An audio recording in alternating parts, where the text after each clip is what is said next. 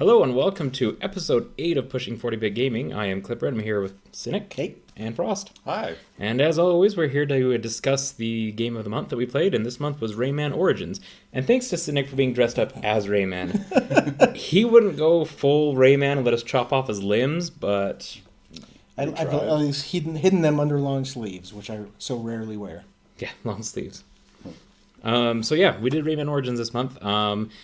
Critically acclaimed game, 9 out of 10 on Steam, which is awesome. Generally, we don't look at the ratings too seriously, but I thought it was great that it actually did that well. Yeah. Created by Ubisoft Montpellier. Sorry to our French viewers if we have any. I probably butchered that one. I don't know. South of France, so... South of France. Hey, edutainment. Yeah, every episode has some edutainment. Published by Ubisoft, it's the 4th installment of the series. After Rayman 3, Hoodlum Havoc.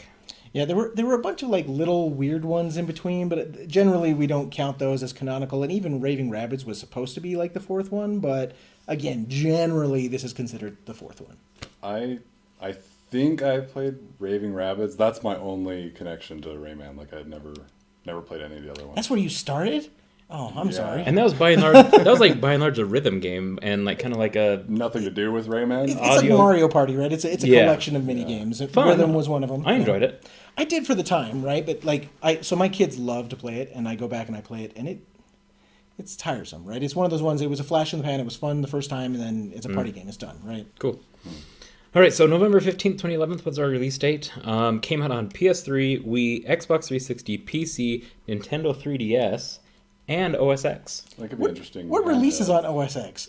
Yeah, apparently our let's target those Mac gamers. All 12 of them that are sitting together. And there go all the Mac viewers. Anyway. It's like Steam, right? Steam was like, someday we'll support Mac, and 12 years later we did. It was followed up by a mobile game called Rayman Jungle Run, which I've never played and don't know anything about. Okay. It's probably a tap-to-jump game type.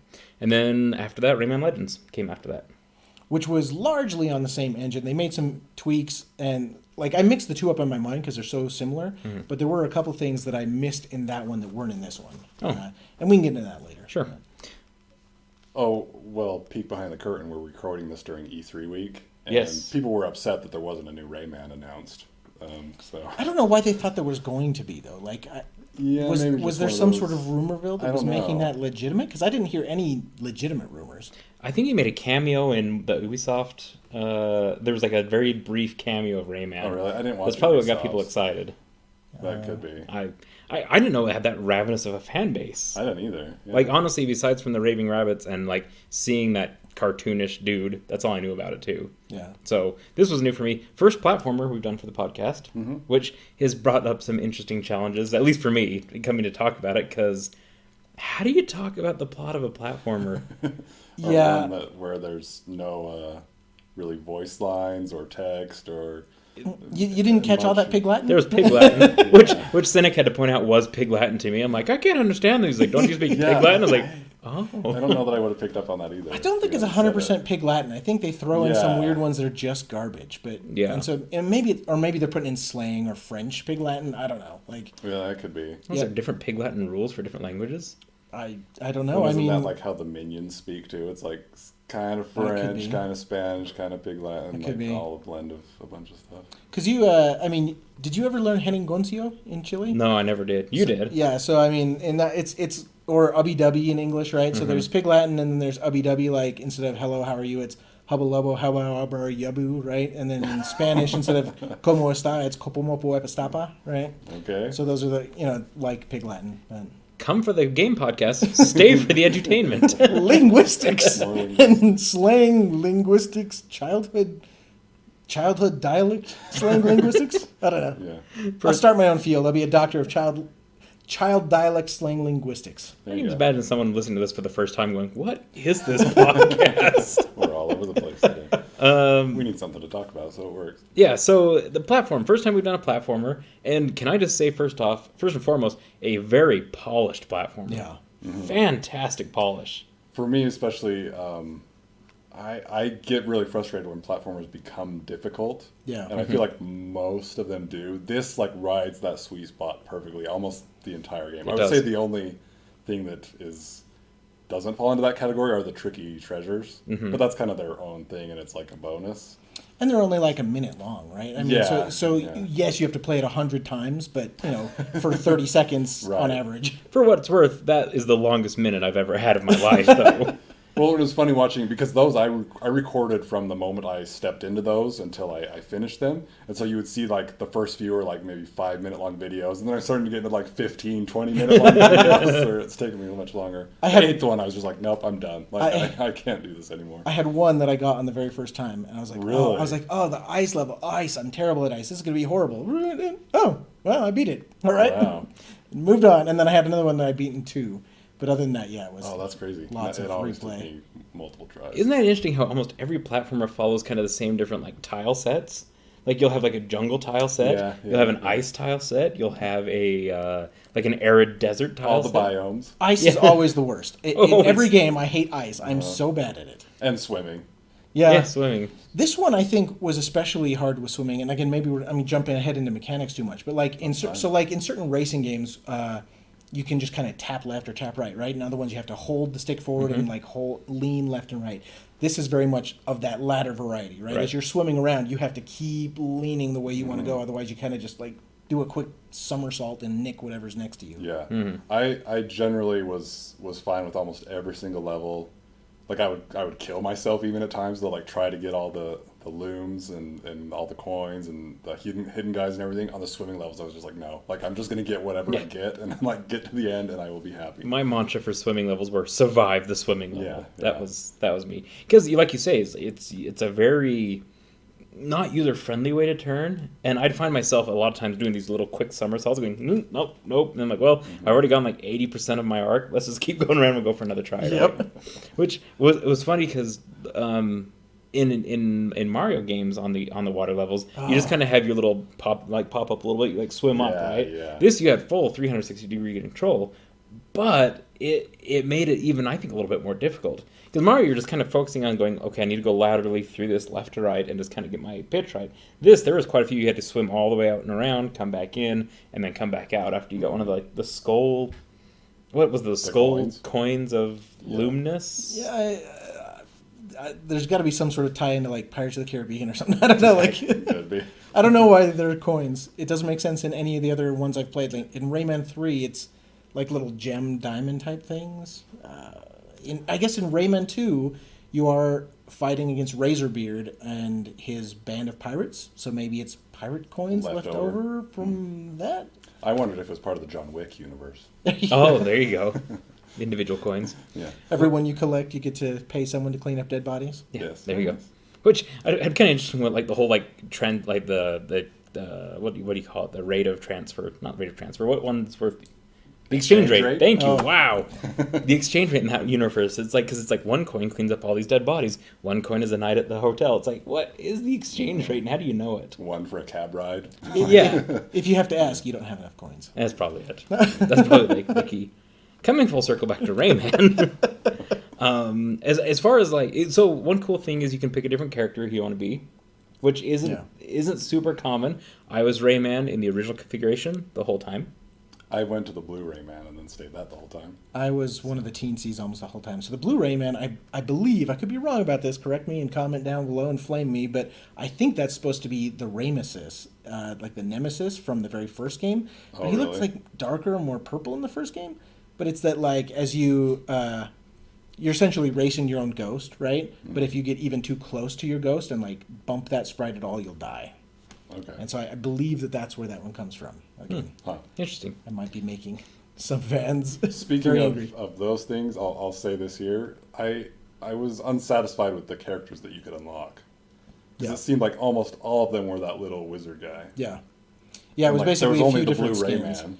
And then there was another Globox. And Globox. Yeah, and then there was another Rayman at 220 I didn't unlock that one. Electoons. I did Yeah. not get to that one. I was at like 204 or 5 or something. Yeah, I was right in there. Yeah, it was about low 200s. Yeah.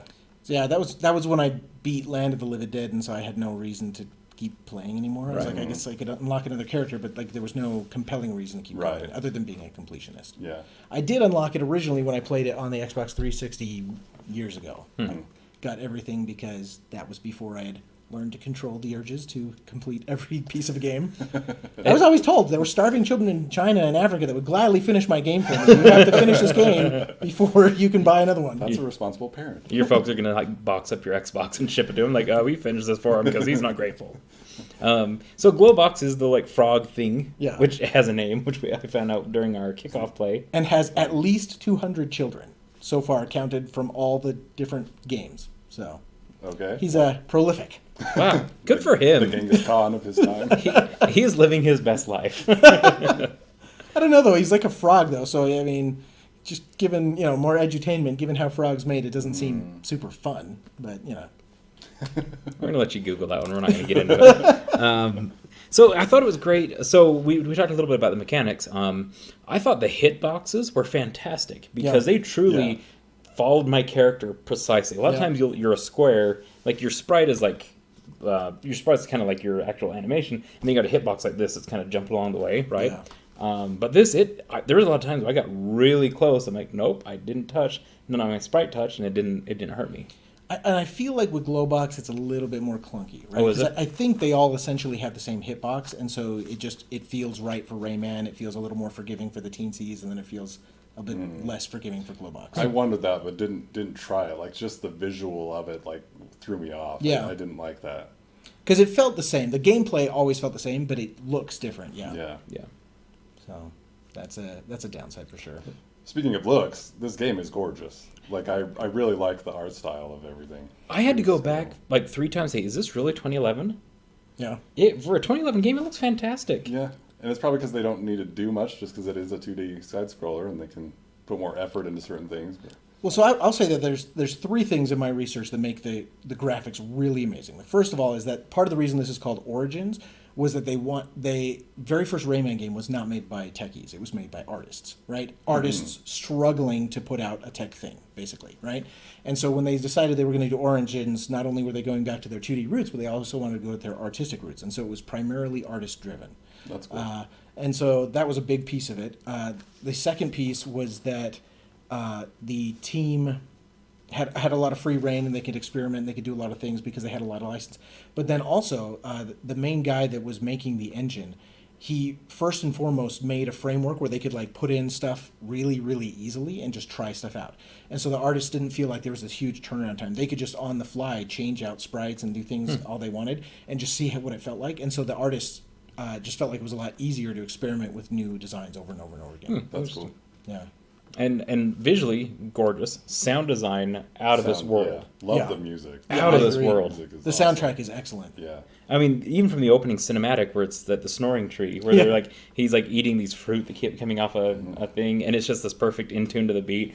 It was a great introduction to the game. Like, I don't need a big fancy cinematic, but just that cute little song playing. Yep. Loved it. Loved the intro. Did anybody else sing "The System Is Down" at the same time from Strongbad? I didn't. No, did that match up? It was perfect. I was like, "The system is down." Wiggy, wiggy, wiggy, wiggy.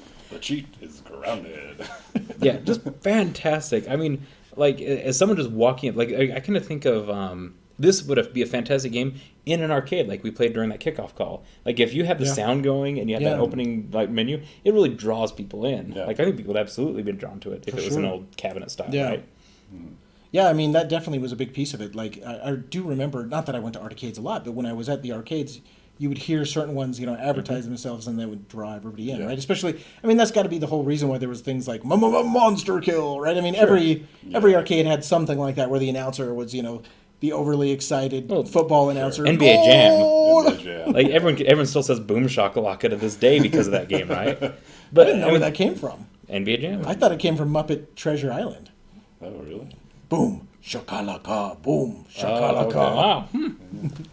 That shows differences in our upbringing. Did you have that on VHS? My grandma did. Even better.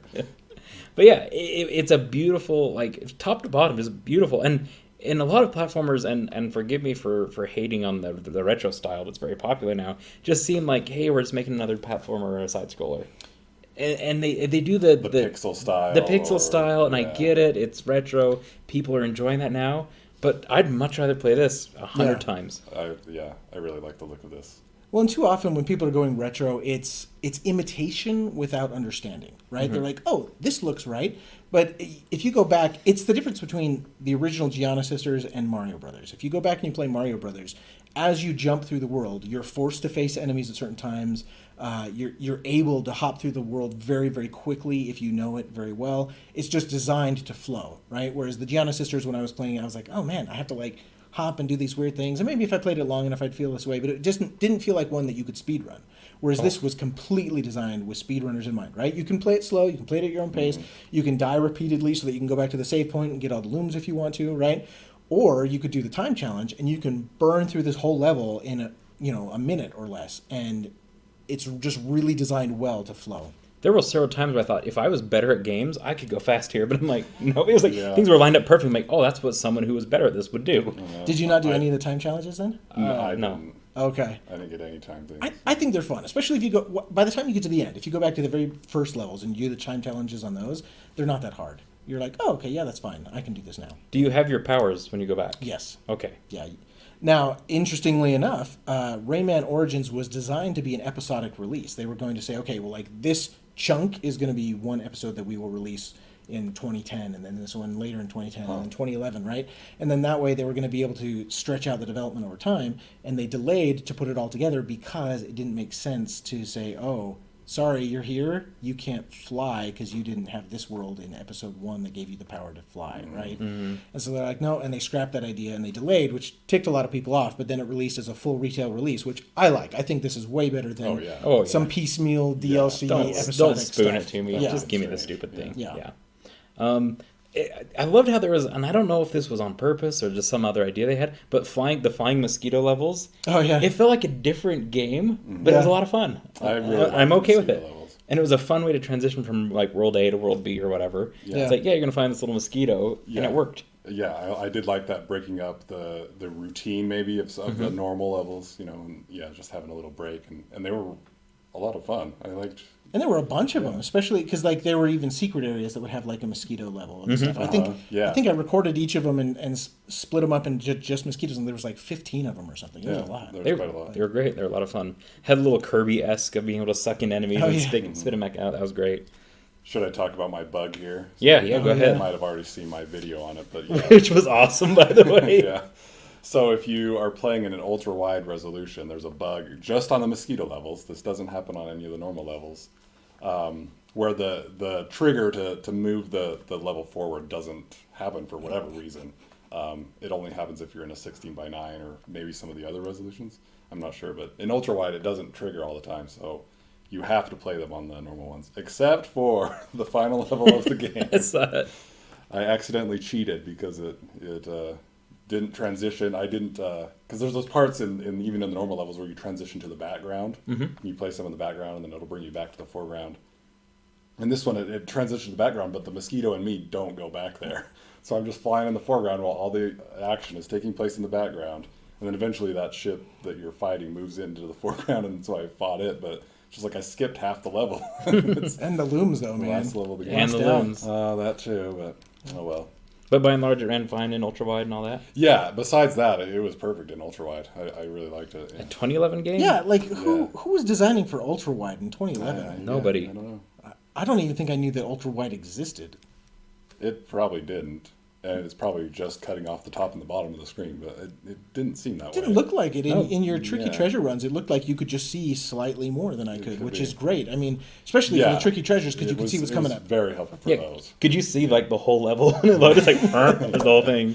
Though the downside, I mean, and the upside, is that the level changes, right? As you're going along, you still have to memorize the level because things are falling, roots are growing, things are blocking you. I thought that was a lot of fun. It could be distracting maybe sometimes if you were paying too much attention to the outskirts of the screen, but for the most part, I enjoyed being able to see more, which is true of almost every game. But ran great. I mean, I had no hiccups, no crashes. That was the only bug I encountered. Didn't have any crashes or anything besides that. I had none.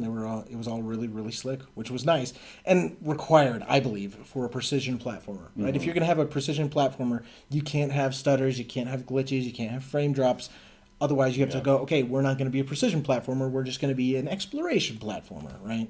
Yeah, especially when a lot of the coins and stuff would be in places where there were like thorns guarding like all three sides of them, and you had to like be very precise. You know what I couldn't help thinking while I was playing is, you know how we're seeing a lot of traction in the, we're going to play the games in the data center and stream the content to your home via a live console. Could you imagine playing this with just 40 milliseconds of latency? Oh yeah. It would be really hard. It would be tough. Murder.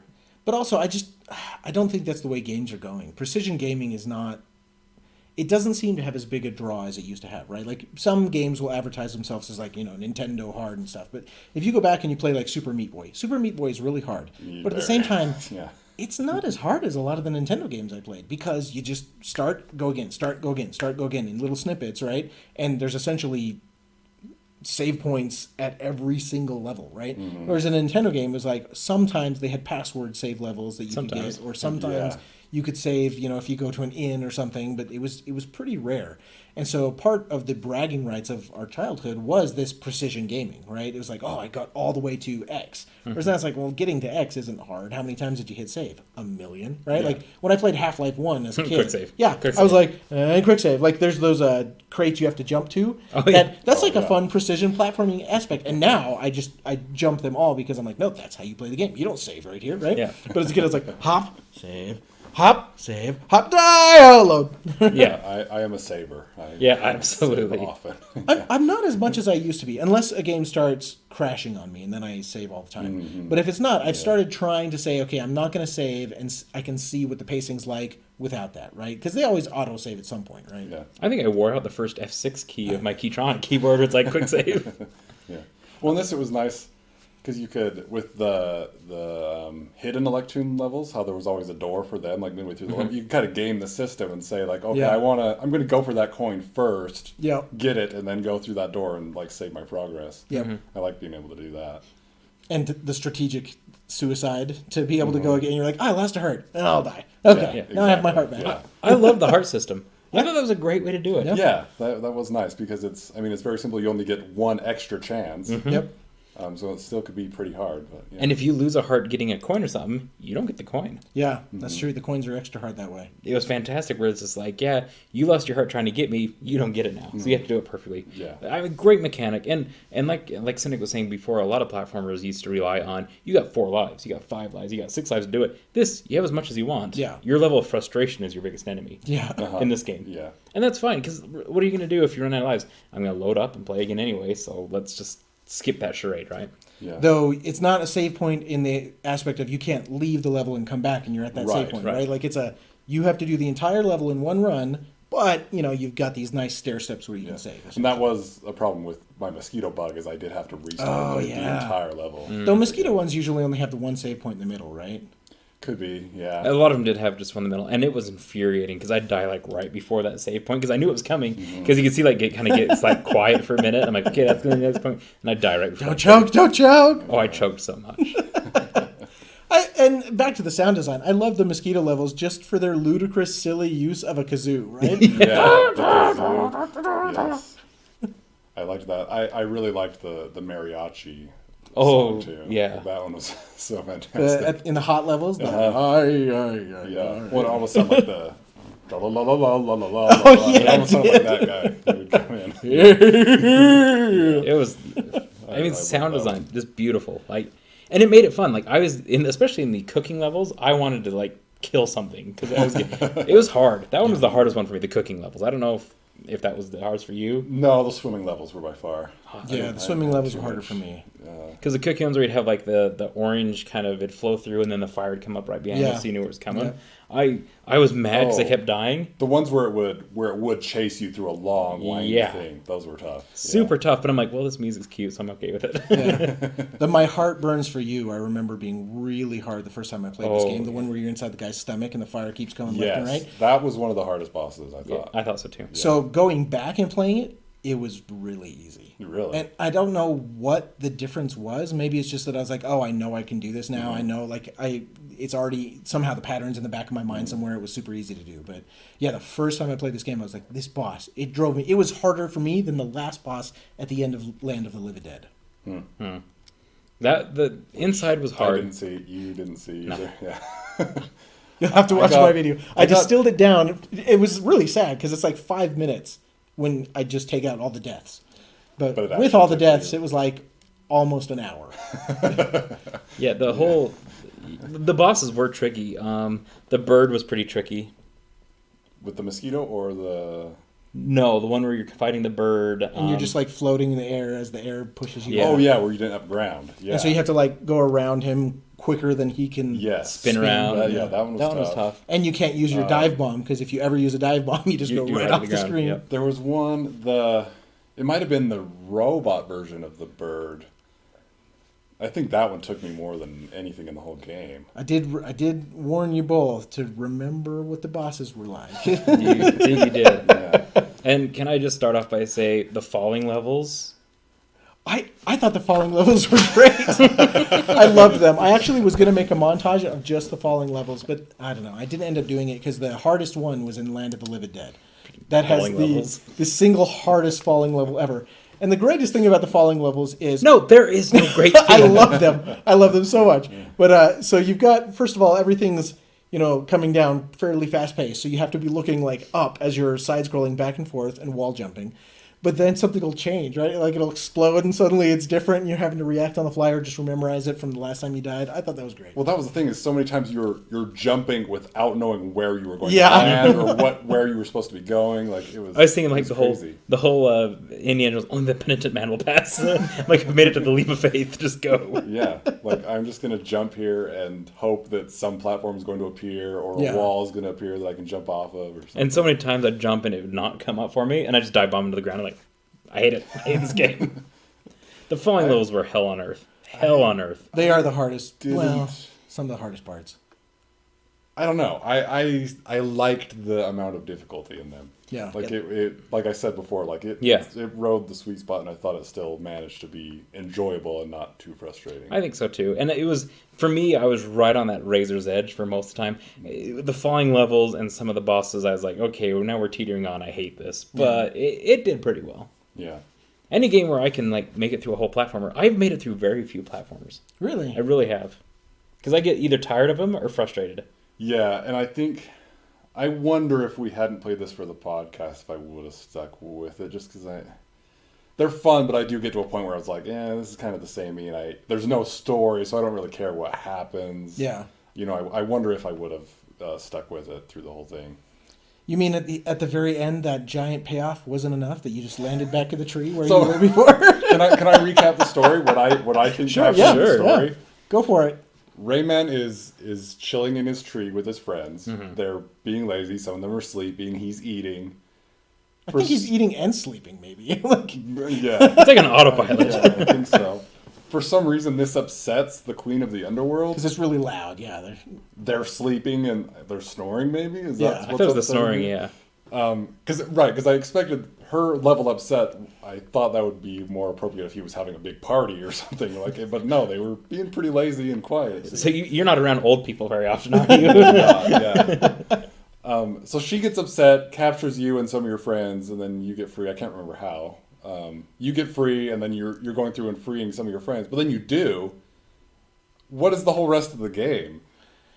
So I have a secret that I'm going to reveal. I have not yet read this, but I found that inside the manual there are characters and plot points, and I only looked at part of it, and then I Okay. stopped to save it for this. But I don't know, really. My biggest confusion is...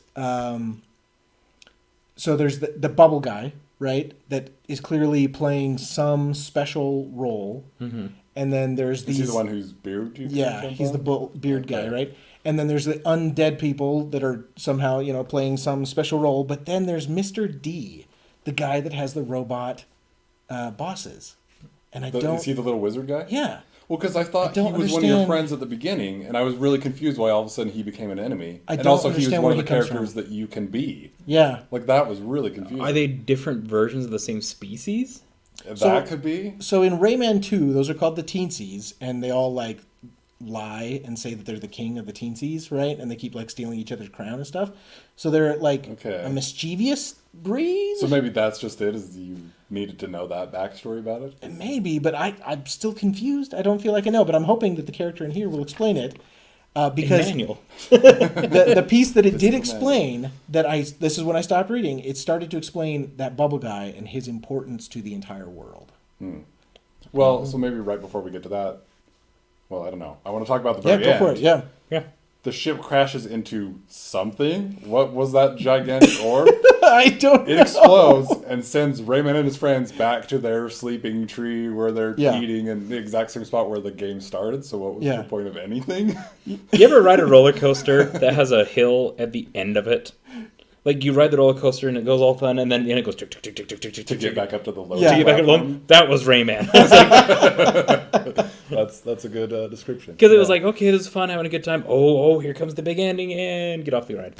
Yeah. Okay. I was so confused about the plot. I didn't understand that character at all. And so that whole ending piece confused me, right? Like Yeah. I understood we just want to hang out and chill, and now we get to hang out and chill. I even kind of like that, right? It's like, you're not rescuing a princess. Well, you do rescue princesses too, but but the plot is basically just hey, leave me alone. I want to nap in a tree, right? Like that's kind of fun. And please Okay. punch as many old women as you can find. Which, the first time you encounter one, I actually laughed out loud because she's got an electoon and she's like poking it. Oh, I thought those were men. I thought they were men too. At least in the first game, they look like. In the first game, they almost look like children. I think they're called living stones or something like that. I thought it was just one of the electoons that she grabbed on and was like just poking it. And I was like, oh, it's No, I saw that, but I thought it was a male skeleton that was doing it. I thought it was one of the old ladies. I don't know. He doesn't seem to be in the characters here, so Of course. the world will never know. Manuel has let us down. But there is a section entitled "Story," so yeah, we're good there. Yeah, so I don't understand that. I do know that in Rayman 3, there was a Land of the Living Dead. I don't think I ever got that far in Rayman 3. I didn't beat Rayman 3. I had a lot of fun with it, but then I just kind of petered out and stopped playing it. As with most platforms Well, with me. And so maybe we should ask, since you were the one that saw the Land of the Living Dead, is that like the true ending of the game, where you do fight that Queen of the Underworld?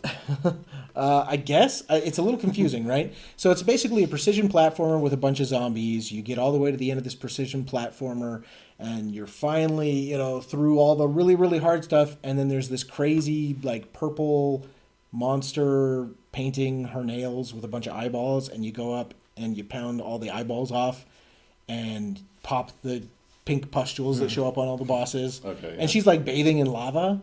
And then once you do that, most of those shrink down into some sort of cute thing, like a flower or Which a we saw, shrimp or whatever, the right? bosses. But this one like turns into another one of the princesses, so a sixth princess. Oh. But she's like a goth undead princess, and she winks at the camera as it like zooms in. It's like yibbit, that's all, folks, right? Like it doesn't make a whole lot of She sense. doesn't give you a power like the other ones do. No, and then you're immediately thrust into the credits. But this time in the credits, you have one of those blue mushrooms that bounce you into the background, and you can destroy all the credits as they scroll up. Oh, I thought... See, I wondered if this was a bug with Ultrawide also. Because, yeah, I couldn't interact with the credits, and then at the very end, there were bouncy things, and the looms come up that say the end, but I couldn't bounce on the bouncy thing. Like, it was Yeah. in the background, and I couldn't get there, and so I thought it was just another Ultrawide bug. No, that's only if you beat Land of the Living Dead, you get to do that. So, That's Which the strange. game's over and now you get to collect more. yeah, basically. Well, And, after you know- you sit through half an hour of credits. There's also not like the brrrr thing at the end that tells you how many looms you collected on that one. So I don't know if it's just like implicit and maybe you get the elections and I didn't notice because I wasn't watching the counter closely. I don't know. I'll be honest, the credits started and I alt-F4'd. Well, that was wise, because I'm like, I'm done. I don't care. The only reason I stayed is because it was playing the music without any of the other sounds of the levels in it. I was recording. I was going to do something with it, and I decided not to. So, yeah, that was the only reason I stuck through it, because it was really like half an hour long. Like, It was. It's crazy long. Like what? So I was destroying them, and eventually, once you've destroyed enough of them, the looms stop coming out of them.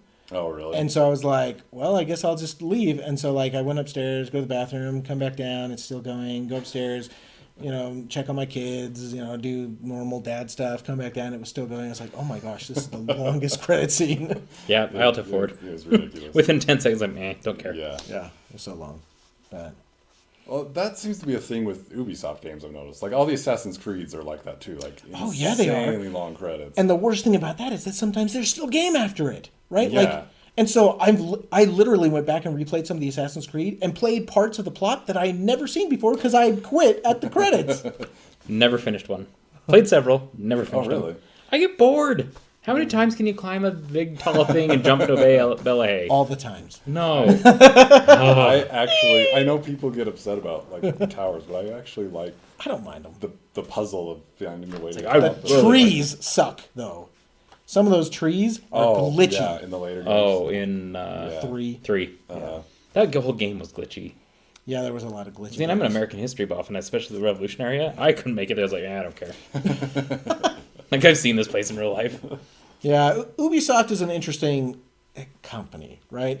And like, so you can buy their games in Steam, but then you've got to like actually launch their launcher in the background, and that always grinds my gears. Yeah, as Peter Peter Griffin would say. I feel like that's like going to a car dealer, like a Chevy car dealer, and like, okay, now that you bought our car, we need to take over the Ford dealer, and that's where you're going to go really pick it up. It's like, no, I want it here. yeah.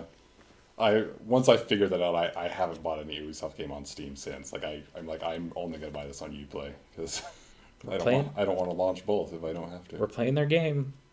But there's no way to vote with your wallet, because if you want to play those games, you're going to the Uplay store. Oh, and I don't mind that they have their own store, but I think they should only be on their store. It's like Origin should only have the Origin stuff, and the Uplay should only have the Uplay stuff. This is one of the reasons I really like the fact that I could buy this on GOG, even though I already owned it. I was like, I'm buying Rayman Origins again on GOG because then I've got an offline installer that I know will work forever, even if I never have internet. And, you know, even if there was a giant solar flare that fused together all the computers and one survived somewhere, I could pull out this disc and I could play Rayman Origins, right? There you go. With, you know, all the power that I think should go to video game and entertainment. What a world to look forward to. It's like the world is destroyed, but I can play Rayman. It's just the one game that survives. Well, so I mean, I did the math, and if I were to play one game a day through my entire backlog, it would take me 6.42 years to get through my entire backlog. If you finished a game a day. One a day, right? So, you know, if the apocalypse gives me more time to play games, sign me up. Let's do this. You know what's going to happen? Is the apocalypse going to happen? It's like, okay, Darksiders, here you go. No! Good stuff. Well, so do you want to know the story of Rayman and why there's that weird glowy orb? I don't know if this will answer everything, because, again, I have not yet read it. I just read enough to know that it answers some questions. Wow. So, story time with Cynic. All right, let's lean in close here. Boys and girls. Could I get it in Sir David Britainborough's? I could try, but I'll probably mess up a bunch of dyslexic enough as it is. Let's see, okay. The Glade of Dreams is up in arms again. This idyllic world where there is usually little more to do than eat, sleep, and play, and enjoy a friendly fray or two amongst friends. It is up to its eyeballs in trouble. It seems Rayman and his heroic gang of hilarious misfits has kicked off a war with just a little snoring. Their nightmarish neighbors from the land of the living dead don't seem to share the same taste in music and have come to crash the party. Never once to shy away from a challenge, Rayman and his friends are more than happy to knock these nasty killjoys back to oblivion, especially since it involves saving nymphs, making mischief, and earning fantastic new powers to make even more mischief. And this won't be the first time. As it turns out, the fun-loving creator of the Glade, known as Bubble Dreamer, is a highly sensitive being whose every mood impacts the Glade for good or bad. Rayman has had to beat back the creatures of the Bubble Dreamer's nightmares before, and that's what he, Globox, and the crafty teensies casters are going to do again before the fabric of the Glade falls to pieces and their entire world fades like a bad dream. So the beardy dude is actually the creator of like this whole area, which is why it's all artsy and weird and surreal and dreamlike, is because whatever his moods are, that's just kind of what happens. And so when he's having a bad dream, these horrible things happen. And apparently there are references in Rayman 2 to some people that have powers like this, and there's like kind of a bad guy that they are pointing to as this is now the Bubble Dreamer. He's been saved by Rayman.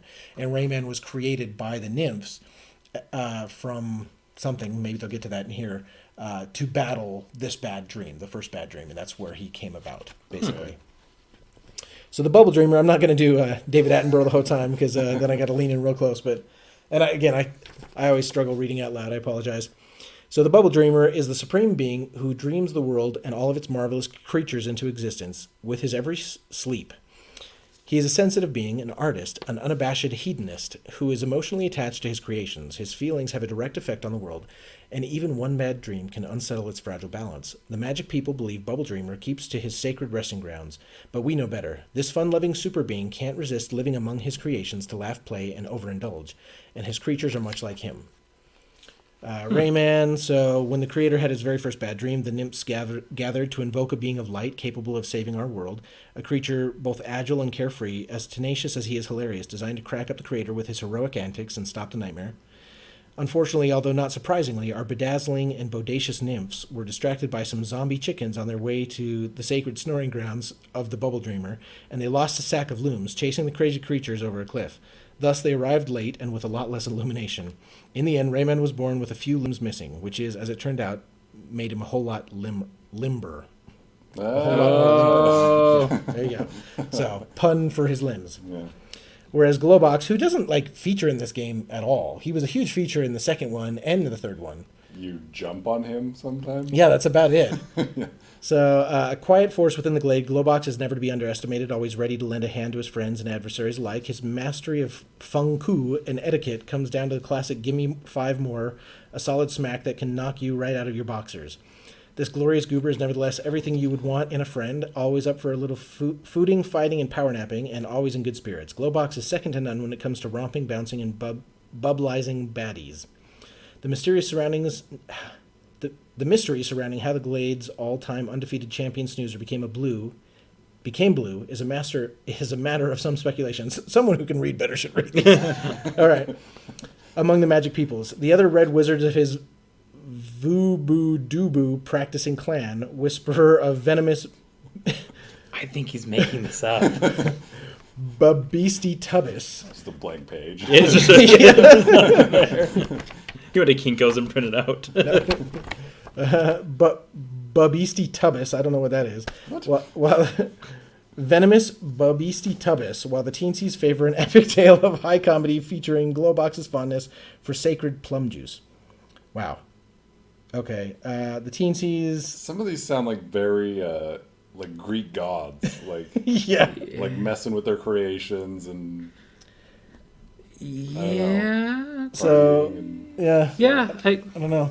I'm just The shocked. teensies are subtle to magic and sniff out secrets, apparently. But it doesn't tell us what that big glowing orb at the end is that they crashed into. I don't think I'm so.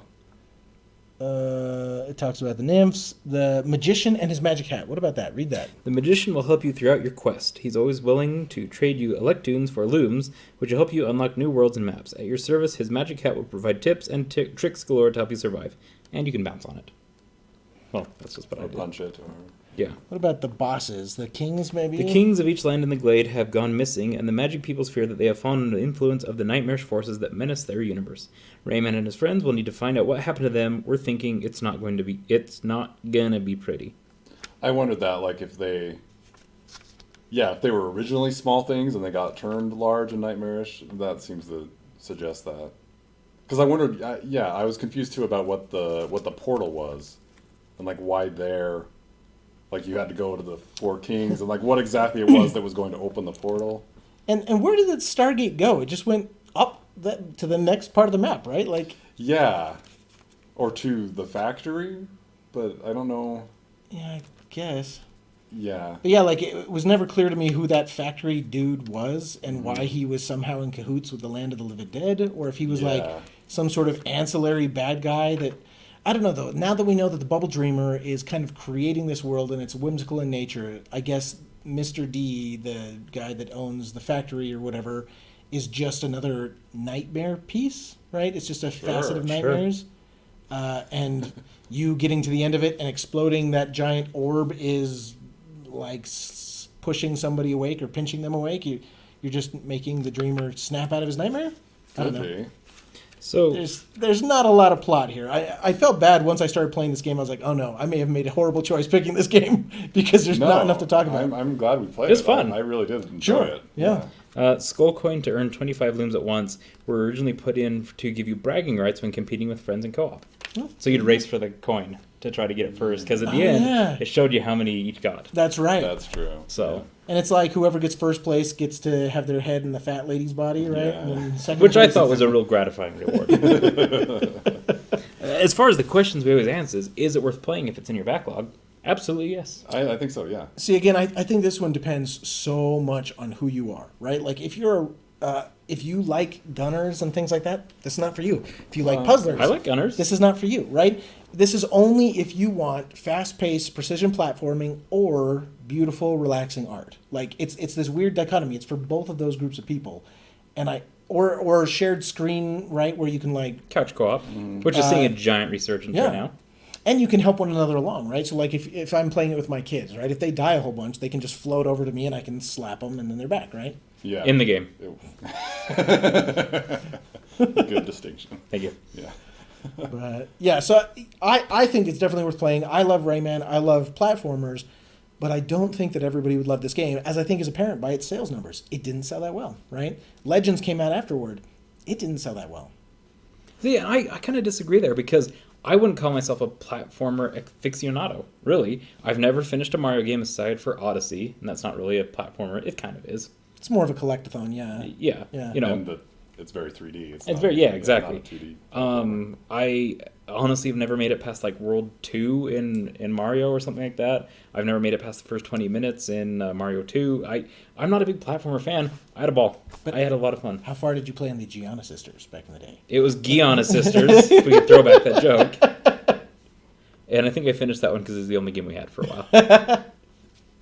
Yeah, I would not pick up a platformer as my first choice. I would Sure. not say, I'm going to play a platformer today. Yeah. But it was fun. I had a great time. Yeah, I'm that same way. And like I've been saying, that if something gets too frustrating platformers, I'm done. Like, I check out and like, I don't need to finish this. So I'm glad that this never got to that point, even with, I mean, the tricky treasures, thankfully, were optional. You didn't have to do them, because otherwise I probably wouldn't have finished the game. Though we should point out that the tricky treasures that we're releasing, almost all of those are Frosty's gameplay footage. Except the last two, because I didn't do those.